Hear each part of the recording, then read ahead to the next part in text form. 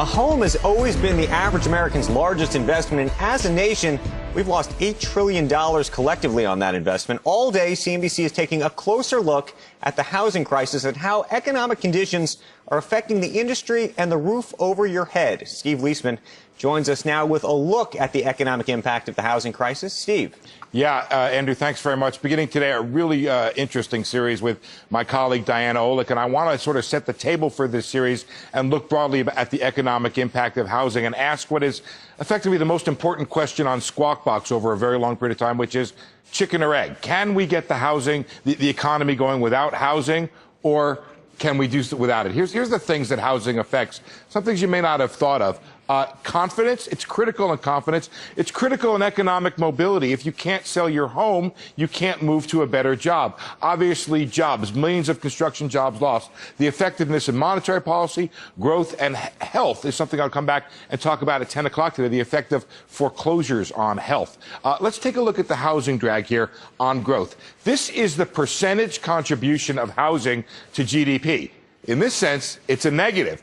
We went down as far as in 2008. It took 1.5 percentage points off growth. What does that mean? It means if we were growing at 3%, we instead were growing at 1.5% because housing deducted all the way through. And then you had a short pop-up related to some government stimulus programs. And here's where we are now. It's flat, which some people consider to be a victory, but almost no contribution of housing to growth in this nation over the past 3 quarters. And again, that's an improvement you can see from where we were. Let's move on now to the next chart and take a look here at the effect of GDP in housing. What I want you to focus on is coming off of these shaded areas. GDP is the blue line, it goes up, and housing goes up. The blue line goes up, and housing goes up. Keep going. 1990, a little less of effect in 2000, but still, you had a growth in the housing effect. And now zoom in right here, Steck, if you don't mind. GDP went up, no effect at all on housing. You can see how different this recession is compared with others. What about the Fed funds rate? Let's go all the way back again in history here and take a look at what's a fabulous inverse relationship. You can see these things look sort of like a DNA molecule. Okay, what happens here? The Fed cuts rates. That's the green line. Housing starts go up. Fed cuts rates in 1980. Again, boom, boom, boom, coming here. Big rate cut here. Big response in housing. And let's zoom in again. Big rate cut. No response in housing. I want to show you something else that we have here exclusively at CNBC. You know, we do this All-America Economic Survey. We ask people about their home values, what they think is going to happen to their home values. And we also ask them, what do you think is going to happen with the economy?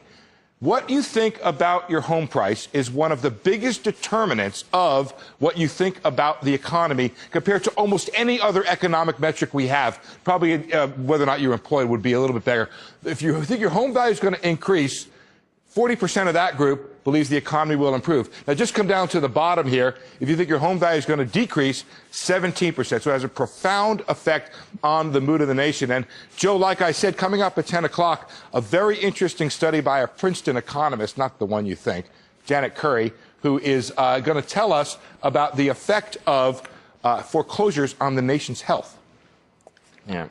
I don't think of him as an economist anymore. I got doing good work about 35 years. He's been a hack since then, and we don't need to mention any name. That was an unraveling DNA molecule. I looked at it and I got worried, Steve, because if it's a mutation, that could cause some problems. Right, definitely, because what happened at the end there? That's right. If the right side of it looked like opened up. Serious. Anyway, coming up, that might be. Maybe it's in mitosis. You know, coming from a molecular biologist, that's a compliment. Yes, it is. I compliment you a lot. You look good. You look.